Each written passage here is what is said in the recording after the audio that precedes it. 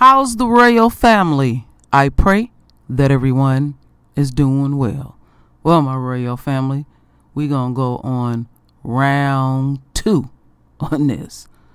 I wasn't plugged all the way in fully, but what I'm gonna present in my history, I was able to pull it all up.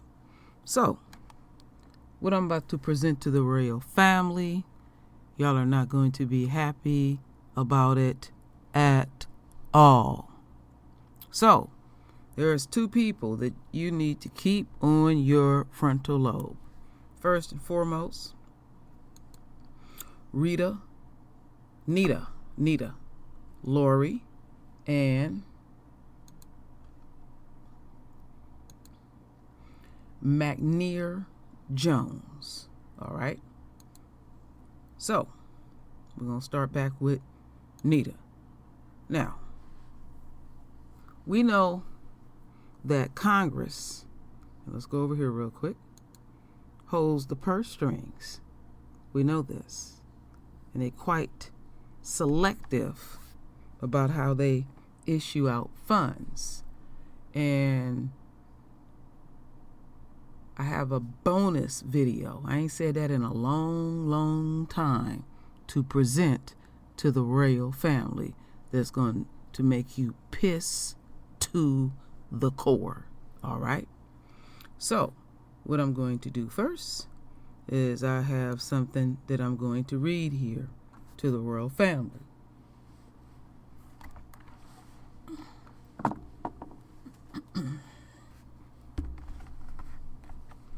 Congress passes legislation to expand $19 million on behalf of Israel. New York Congress member Nita Lori, chair of the Appropriations Committee, have been to Israel dozens of times. She said she chose her position in order to give money to Israel. So they vote her in, but she's devoted to Israel. While some Americans know that the U.S. gives Israel over $10 million per day, 7,000 per minute, they may be unaware that additional spending on behalf of Israel significantly increase to the cost to American taxpayers. Congress has just passed legislation to expand over $7.3 billion in 2011 on behalf of Israel. If signed, and it is already signed, I did my research, signed into law as expected, this will cost American taxpayers over $19 million per day. This comes in the midst of coronavirus hits to a fragile U.S. economy, despite Israel's long record of human rights violation, causing hostility against the U.S., Israel's actions, the U.S., and the fact that most Americans feel the U.S. give Israel too much money on the average of 7,000 times more per capita than to others around the world. Spending of Israel take 2 forms. We don't need to go to that. Let me go to that. I'm going to leave that right there. It's a quite long article. And let me see here. Is there anything else? So basically in this article, that which I'm going to pin, they're going to give a breakdown of what the military receive, the refugees over in Israel receive, and all, just it's quite disgusting, my royal family. Like I said, it's a very lengthy article, and I have a number of videos, and then a very lengthy video, but a very detailed video that I'm going to present to the royal family. So, let's close this. So, let's keep in mind that Nita Lori has been in that position since 1988. And in order to keep everything running smoothly, they needed a candidate that that they felt very comfortable with. Okay? He is gay. He's not a heterosexual male. And this is what they want around them because they feel like heterosexual males. They feel very intimidated.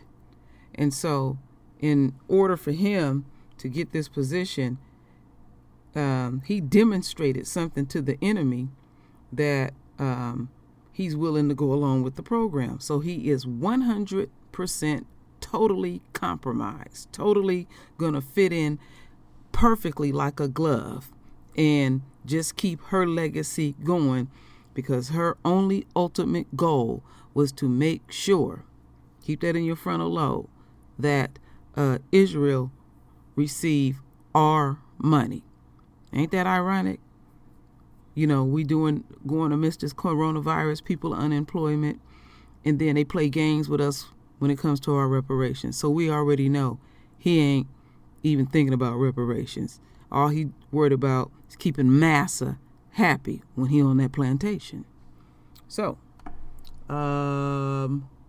let's just hear a little bit from him and her.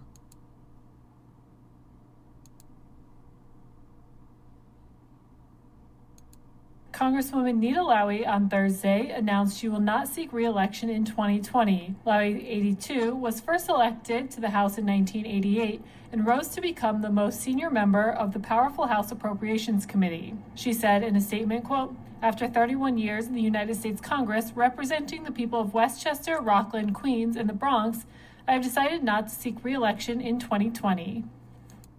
So let's also keep in mind that what she did was to make sure before she stepped out of office that was secured.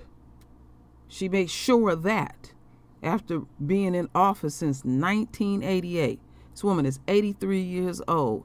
Her ass should have been out of there 30 years ago. All right? So let's hear from this coon.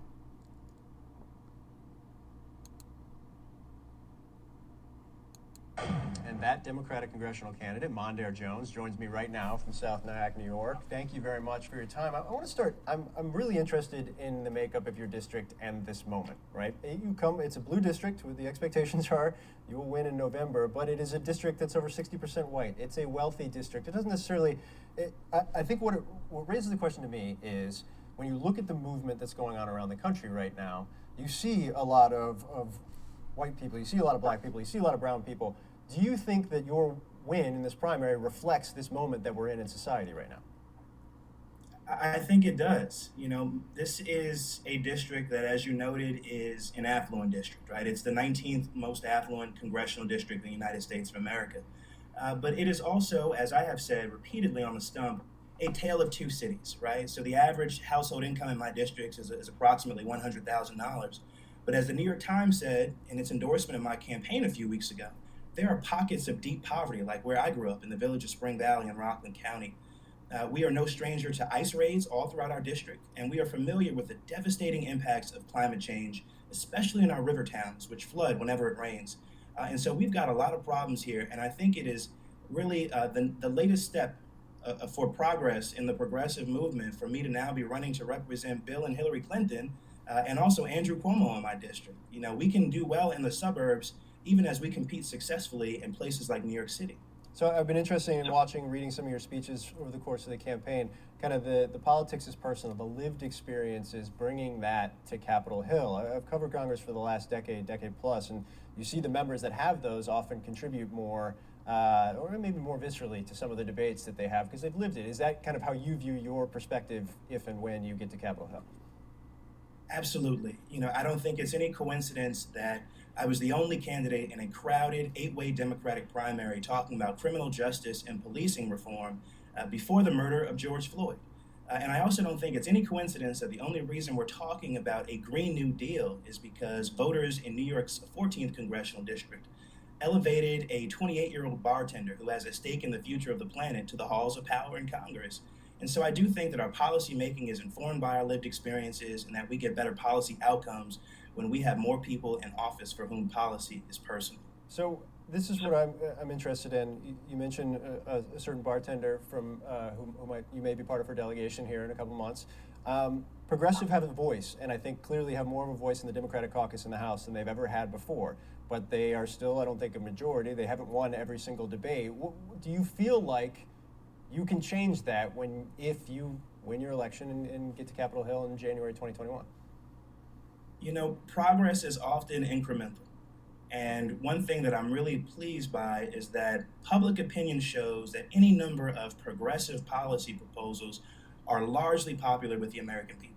Today, in the midst of a global pandemic, Medicare for All enjoys support from a majority of the American people. And so I think you're going to see increasingly members of the House Democratic Caucus who had been holding out on any number of issues move to the left. I think you'll see, and have already seen, Vice President Biden move to the left. And I'm excited about the progress that we're going to achieve together on behalf of the American people, because these are things that really are not Democratic or Republican issues. I mean, these should be issues that are American issues.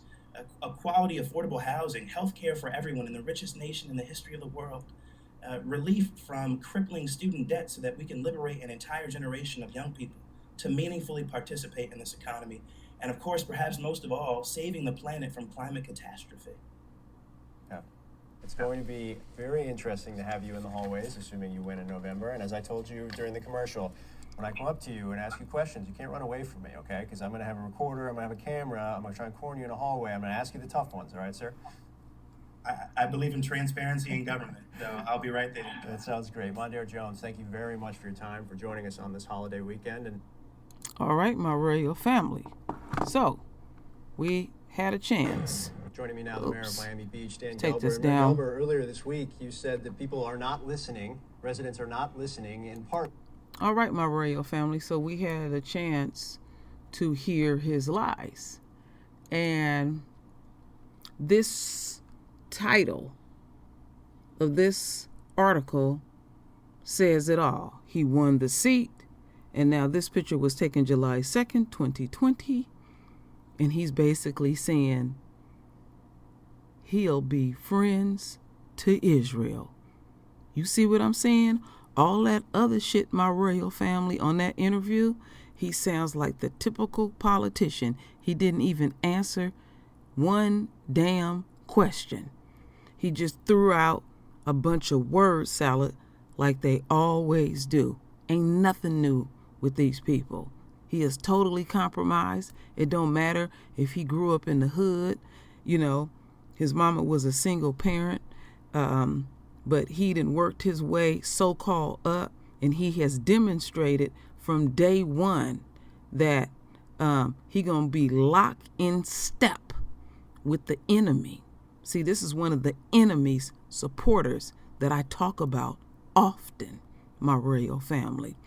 And like I said, did you hear him say anything about reparations or anything like that?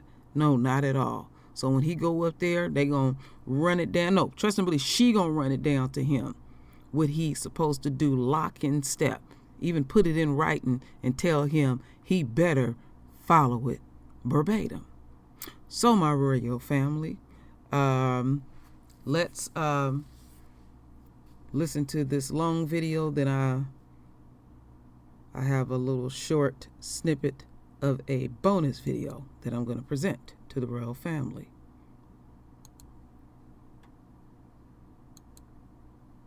As Americans vote to choose their representatives in Washington, it's important to ask the question, who do these candidates really represent? Do they have Americans' best interest in mind? Or perhaps those of another nation?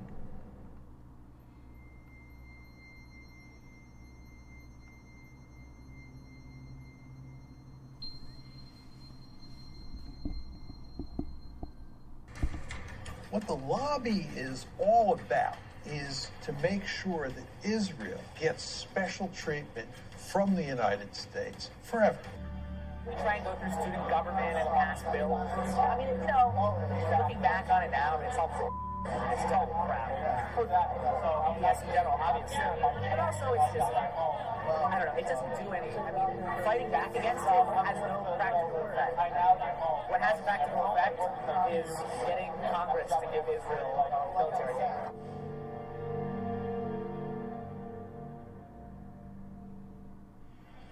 At the end of the day, it doesn't matter what happens at the University of X.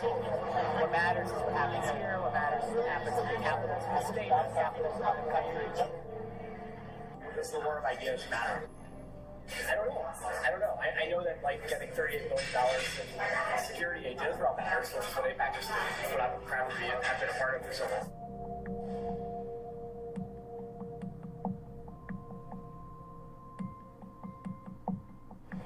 My job was basically to convince students that participating in the war of ideas on campus is actually a distraction. You can hold up signs and have rallies on campus, but the Congress gets $3.1 billion a year for Israel. Everything AIPAC does is focused on influencing Congress. Congress is where you have leverage, so you can't influence the President of the United States directly, but the Congress can. AIPAC is very interested in making sure that every representative and every senator toes the line on Israel. And it is highly effective in that regard. That's why it's considered to be synonymous in many people's heads with the lobby. AIPAC's website shows members of Congress attending its conferences and declaring their support for Israel. And on behalf of Congress, thank you for sending a clear and unequivocal message to the world that the United States stands with Israel now, tomorrow, and always. I reject the BDS movement, whether it be on campuses in France and London or right here in the United States of America. To get elected in the American political system, you need lots of money. What AIPAC does is it makes sure that money is funneled your way if you're seen as pro-Israel, and it'll go to significant lengths to make sure that you stay in office if you continue to be staunchly pro-Israel. May God bless Israel. May God bless the United States of America. May God bless you all. Thank you so much. Thank you. They have questionnaires. Anybody running for Congress is expected to fill out a questionnaire. And they evaluate the depth of your commitment to Israel on the basis of that questionnaire. Then you have an interview with local people. If you get AIPAC support, then more often than not, you're going to win. Jim Moran is a Democrat who represented a congressional district in Northern Virginia. You realize it's not just the money, it's the number of concerned activists. They'll send out postcards, they'll make phone calls, they'll organize. And that's the democratic process. They understand the democratic process. We made sure that there were people in every single congressional district. And then you'd call them up and say, I'm calling from AIPAC in Washington. I did these calls. We hear that you're good friends with Congressman so-and-so. Oh, my God, yes. We've been friends since elementary school. Well, what does he think about Israel? I never talked to him about Israel. Well, can I come down and talk to you and help you figure out a way to talk to him about Israel? No, just tell me. What should I say? I don't have to. I'll just tell him. Our undercover reporter wanted to learn more about how funding is secured for congressmen. Speaking of the devil, David Oakes, a prominent pro-Israel advocate, invited Tony to a fundraising event. Oakes later called him to discuss the details. Is it just a social event? No, hold on. I'm going to email you a list of the people that this group supports. This is the biggest ad hoc political group, and that's the wealthiest in D.C. Hold on. Mark Kirk, Senator from Illinois. Ted Deutsch from Florida. Barbara Comstock, she's the Congressman from Virginia. Richard Byrd from Carolina. Kelly Ayotte, she's fantastic. She's in the Arms Committee. They'll walk in the room and they'll say everything here is off the record. And then they'll say, here's a little bit about me, and then people will ask very specific questions. The fundraiser was being held in a wealthy suburb of Washington. The AIPAC group, it makes a difference. It really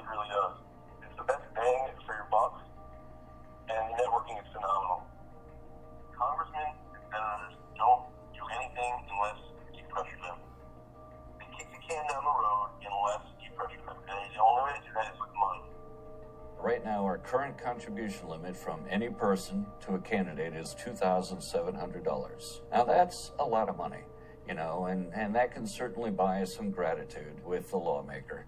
But if you really want to add punch to that type of buying of favors, what you do is you get 50 or 100 people together at an event like this, all chipping in $2,700, and then you bundle it all together and hand over the total amount to the lawmaker. At that point, we're talking anywhere up to $250,000. So suddenly you've got a group of people with the same demand they want from the lawmaker handing over $250,000. That buys a lawmaker. The fundraiser was for Anthony Brown, who ran for Congress in November 2016. This is direct spending. Brown's going to use that 30 grand to do ad campaigns. So he strategically picked the ones who are in close reach they want to build relationships with. So we want the Jewish community to go face to face in a small environment, 30, 40 people, and say, this is what's important to us. We want to make sure we give you money that you're going to enforce the Iran deal. That way, when they need something from him or her, like the Iran deal, they can quickly mobilize and say, look, we'll give you 30 grand. They actually impact it. He's actually saying we're buying these office holders. And that's the point. We're chipping in all this money so we can hand over $100,000 or $200,000 to the office holders so we can buy them. You're not supposed to advertise. There's only the advertising law. I'm surprised they had an invite. I've never seen an actual invite before. Oakes described a similar event he attended in New York, which included donors from Wall Street. In New York, with Jeff Talbot, we don't ask a goddamn thing about health issues. You know why? Because it's a tiny issue, that's why. It's a small, insignificant issue. The big issue is Iran. We want everything focused on Iran.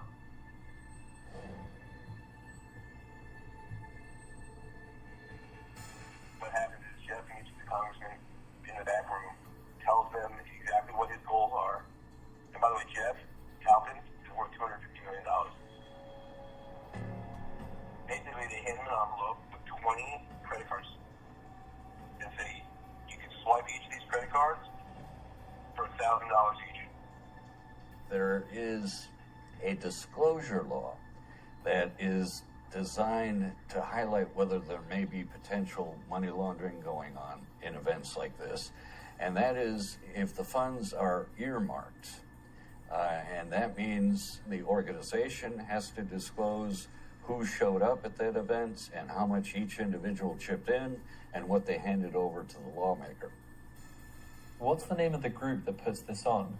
It doesn't have a name. There's no name. It's an ad hoc political group. For all the legal reasons, people pool their money. What this specific group is doing to try to avoid that disclosure requirement, it isn't taking money and then putting it in its own account and then handing it over to the office holder. It's just collecting credit card information and then turning that over directly to the candidate. Therefore, it's not violating the earmarking law, and they're not reporting this. And so each individual is subject to that $2,700 limit. And if any individual goes over that limit, they are violating the contribution limit. They cannot legally do that by laundering money through other individuals. If you give $5,000, Jeff will ensure that I don't go over the $2,600. You know what I'm saying?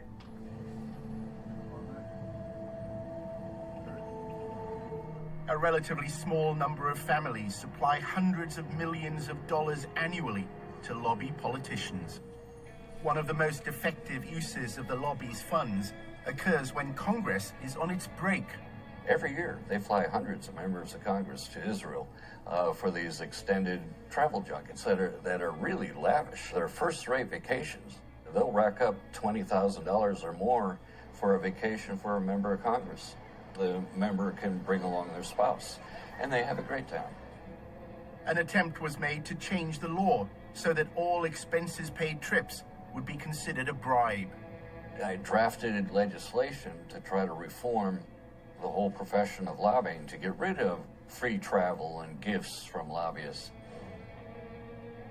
The Honest Leadership and Open Government Act of 2007 significantly enhance the travel restrictions that if you're an organization that employs a lobbyist, you can only provide a one-day trip for a member of Congress. Then AIPAC exerted its influence. There was a major loophole written into the travel restriction that was essentially engineered by AIPAC, and this loophole is widely known as the AIPAC loophole. The clause excluded educational trips organized by a charity that didn't hire lobbyists. AIPAC happened to be affiliated to such a charity. It doesn't have an office, it doesn't have any employees, it's just a tax form that they filed. Gifts of dinner, gifts of wonderful resorts to stay at, gifts of entertainment, all of which is packed up into one of these trips, is a very, very effective tool at influence peddling. The money raised by AIPAC doesn't just fund congressmen who support their goals. If you wander off the reservation and you become critical of Israel, you not only will not get money, AIPAC will go to great lengths to find somebody to run against you and support that person very generously. And the end result is you're likely to lose your seat in Congress. They threaten. They immediately threaten. Even if they know that AIPAC can't defeat them, AIPAC can make their lives more difficult. They can make sure that their next town meeting or something, some members of the Jewish congregation jump up and say, but you're anti-Israel. In 2002, AIPAC was lobbying Moran to vote for the invasion of Iraq. The executive director of AIPAC said that his most important accomplishment was securing the authorization for the use of U.S. military force in Iraq. AIPAC was pushing it very hard. Why does AIPAC benefit from the United States going to war? The United States getting involved in wars in the Middle East is ultimately in Israel's interest, because we have a stake in the region. Congressman Moran refused to vote for the invasion, as AIPAC requested. There are compelling, fundamental reasons why this body should oppose this resolution. Then at a public meeting, he was asked a question.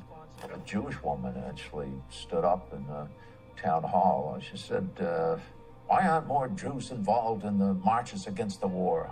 I said, if the leaders of the Jewish community were opposed to the war, I think that would make a difference.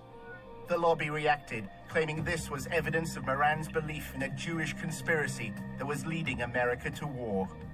There was a conservative rabbi in my district who was assigned to me, I assume, by AIPAC.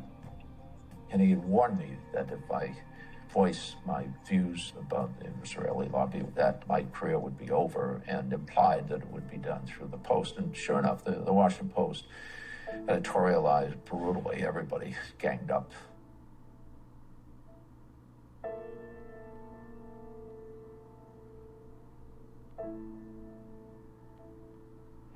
So what are the main outlets that TIP work with? Washington Post is the biggest one. Okay. Isn't that like just down there or something? Yeah, it's actually that building.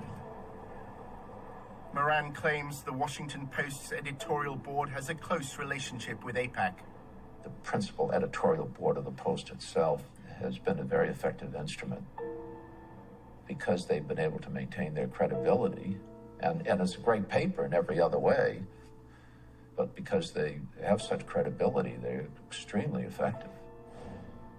Everyone knew he wasn't anti-Semitic. Anti-Semitism has come to mean anti-Israel. The AIPAC crowd doesn't really care very much about whether or not a person likes Jews or wants one to move next door. All they care about is what their position is on Israel. Both of my daughters married Jewish men. My grandchildren are Jewish. Anybody that considers me anti-Semite is ignorant. And there's no more special interest that has any more influence than the pro-Israel lobby. Well, every candidate for Congress at that time had a pledge. They were given a pledge to sign. And I was new on the scene, And so the pledge had Jerusalem as the capital city, the military superiority of Israel. American Congress people have to sign this pledge. Yes, you sign the pledge. If you don't sign the pledge, you don't get money. So, for example, it was almost like water torture for me. My parents observed this. I would get a call, and the person on the other end of the phone would say, I want to do a fundraiser for you. And then we would get into the planning. I would get really excited because, of course, you have to have money in order to run a campaign. And then 2 weeks, 3 weeks into the planning, they would say, did you sign the pledge? And then I would say, no, I didn't sign the pledge. And then my fundraiser would go kaput. So, well, I just want to get into this pledge a little bit more. So this is basically something that is mandatory, that every congressperson has to sign, saying that, what, Jerusalem, you said, is the capital of Israel, and what else? You make a commitment that you will vote to support the military superiority of Israel, that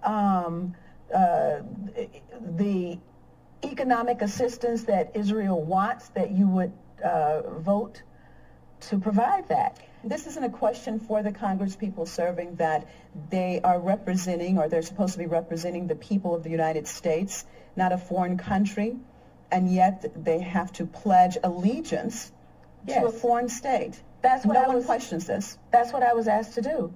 And I made it public.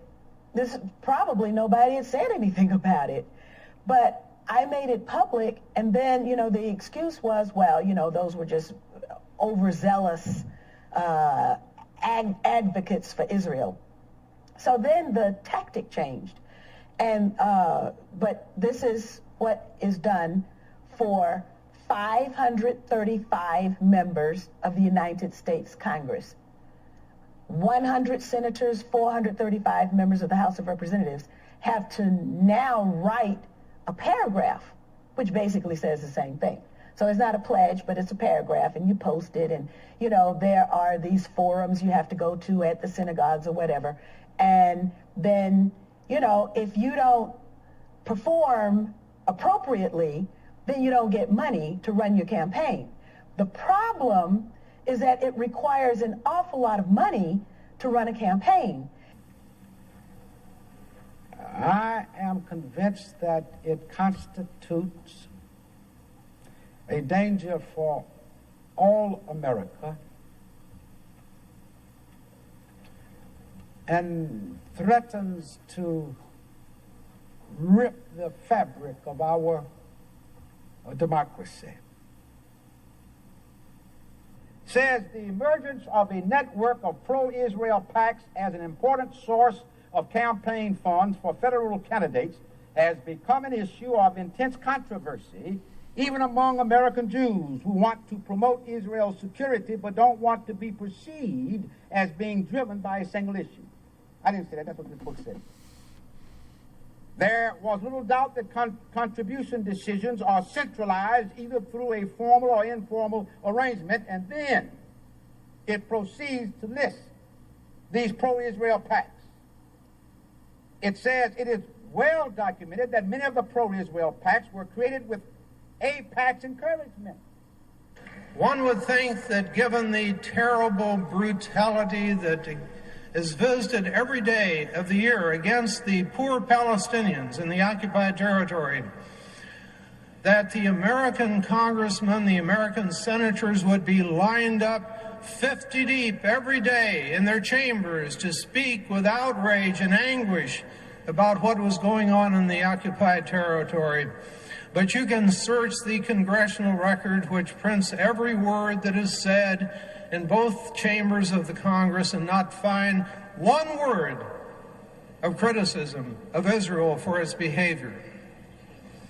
In a nutshell, it is because the American congressmen are afraid of the power of Israel's lobby. They are convinced that if they challenge the lobby, they will pay a price next election day, and politics is survival. They all want to be reelected. See how your candidates score on the Israel-Palestine issue and find out how much money they've been given by the pro-Israel lobby. Check out the congressional scoreboards at IsraelPalestineNews.org by clicking the link in the description below. Okay, my royal family.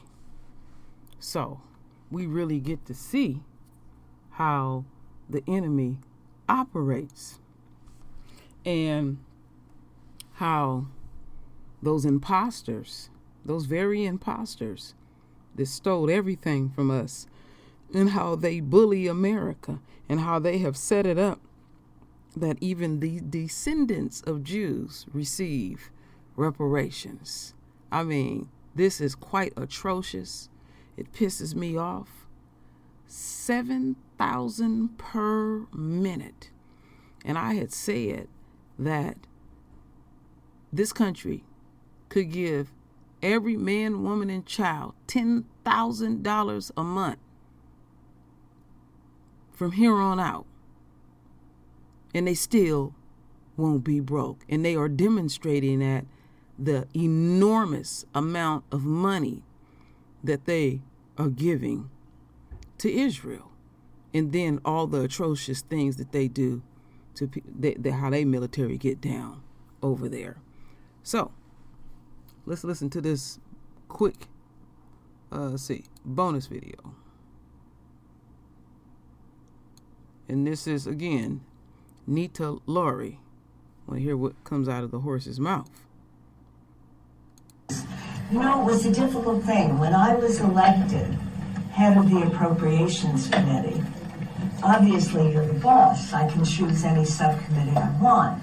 And there's the Labor, Health, Human Service, Education Subcommittee, which funds education, health care, child care, after school programs, all the things that I've been working on for a long time, $150 billion bill. And I said, do I take that and be the chair, or take the $55 billion bill that funds foreign operations, including the money for Israel? My heart came first. And this is why I've been the chair all these years for the committee that funds all the money we give to Israel. Some may say it's not enough. I said whatever we give is what it is. And obviously we continue to fund so many of the programs that affect Israel and the Israel-United States relationship and our Jewish community here in the United States. So for me, it has really been an honor to be on the front line, because someone comes to you with a problem and immediately I say, okay, let's do something about it. All right.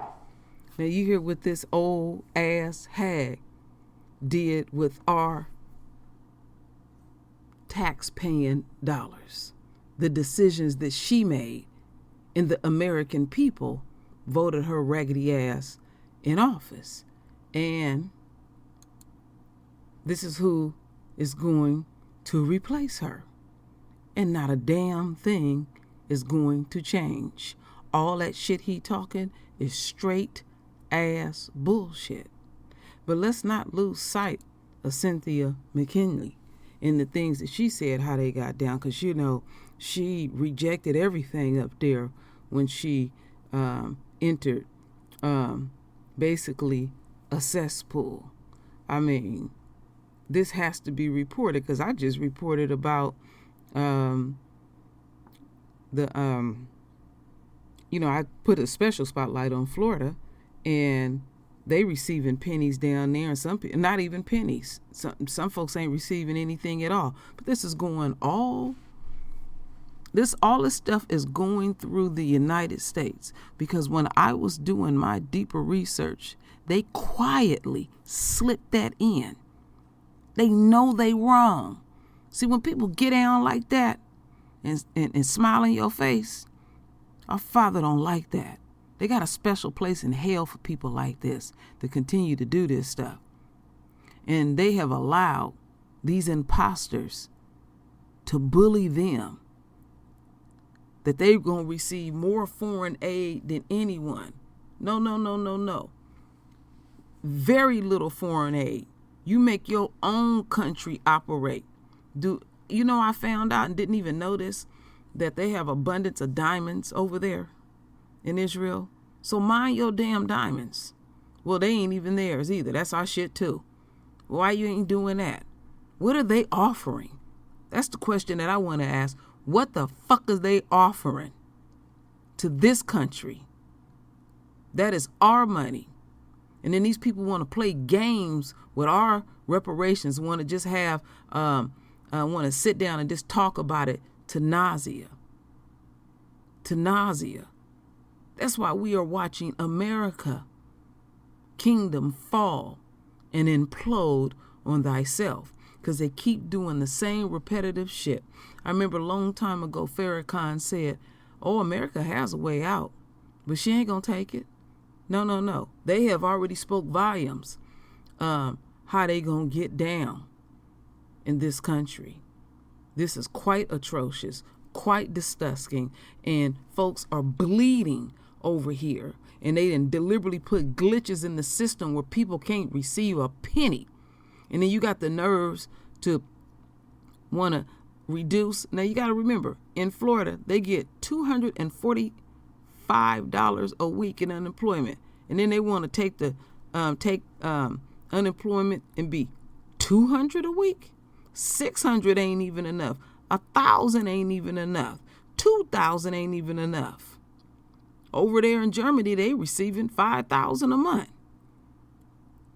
And it goes right back into the economy. So they asshole backwards. And then what gets me is these politicians get these so-called free trips over to Israel to go to some fancy resort. And in their warped mind, oh, I'm getting this for free. No, all they did was went into the very funds that you approved and do some feel-good shit where you take your family on a vacation. So that was already paid for by the taxpayers too. Oh, my royal family, I can go on and on and on all damn day. $19 million a day. 7,000 per minute. Put that on your frontal lobe. So, my royal family, render your voice with your beautiful divine words. And as always, my royal family, I thank you for your love. I thank you for your support. And with that said, Ashe.